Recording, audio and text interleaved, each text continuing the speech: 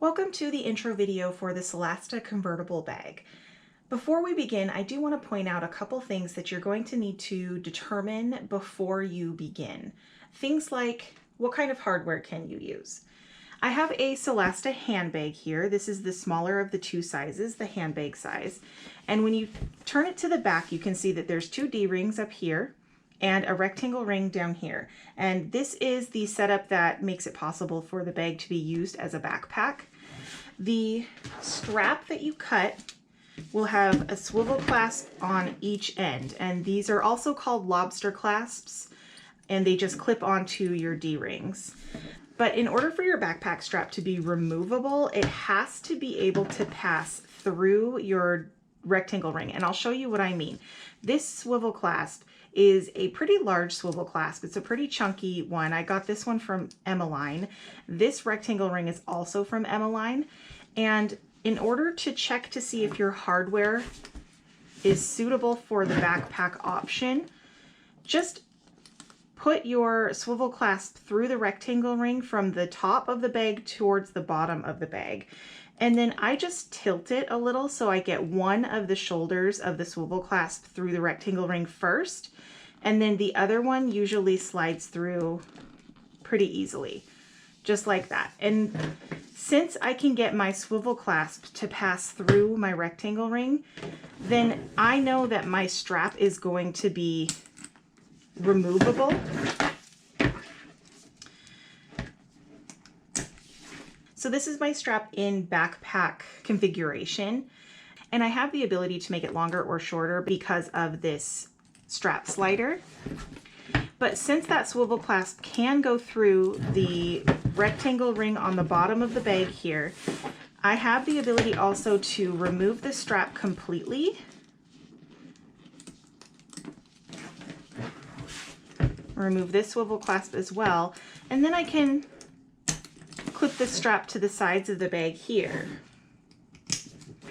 And now I can use this bag as a crossbody bag as well. If you have hardware that maybe is a little bit too chunky or a little too narrow to allow the swivel clasp to go through this rectangle ring, you do have the option of bumping up the size of your rectangle ring to 1 1/4 or 1 1/2. Right now I'm using a 1 inch. If you bump your hardware up right here, for example, if you decide to go with a 1 1/2 inch rectangle ring, just make sure that you're cutting your backpack connector 2 times the width of your rectangle ring. So for example, you bumped up the size of your rectangle ring to 1 1/2 inches so that your swivel clasp has no issue going through.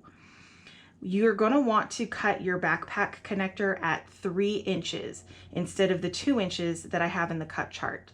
3 inches will create a 1 1/2 inch backpack connector once it's folded in and sewn to the bag. So just remember that you can alter or modify the backpack connector if you want to bump up your hardware. And that's really helpful if you want your straps to be able to be removed from the bag. I assume some people are going to want to use this bag strictly as a backpack, and in that case you wouldn't need to worry about your hardware going through the rectangle ring. Another thing I wanted to point out about this bag are these side straps here. These are optional for you. If you do not want to use this bag as a crossbody bag, you can omit the D-rings up here.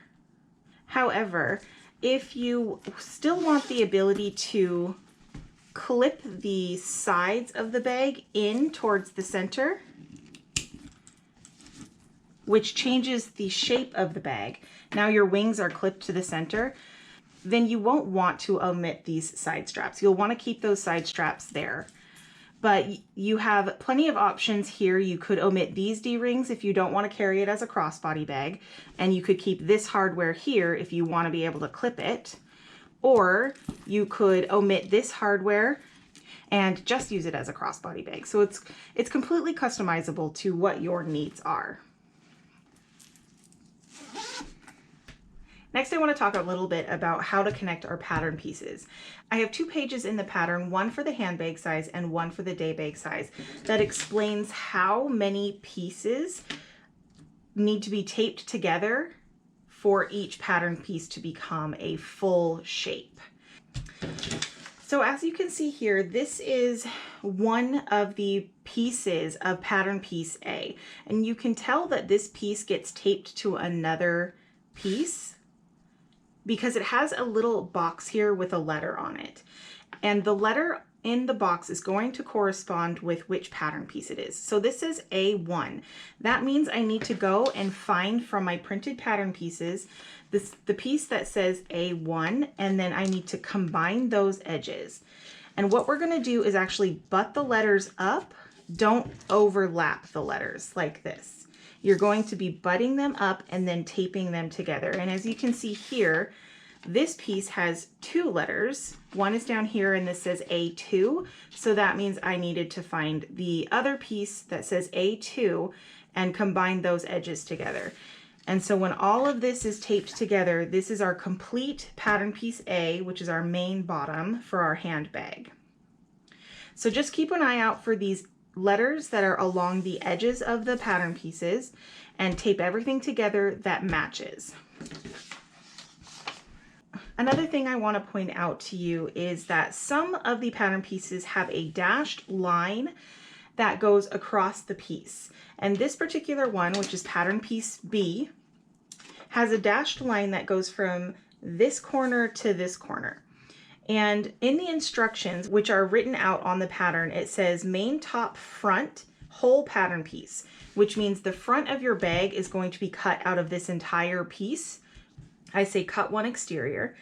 And then in bold, I have cut/fold on the dotted line. Now you can just cut this off if you want at the folded line, or you could fold it like this.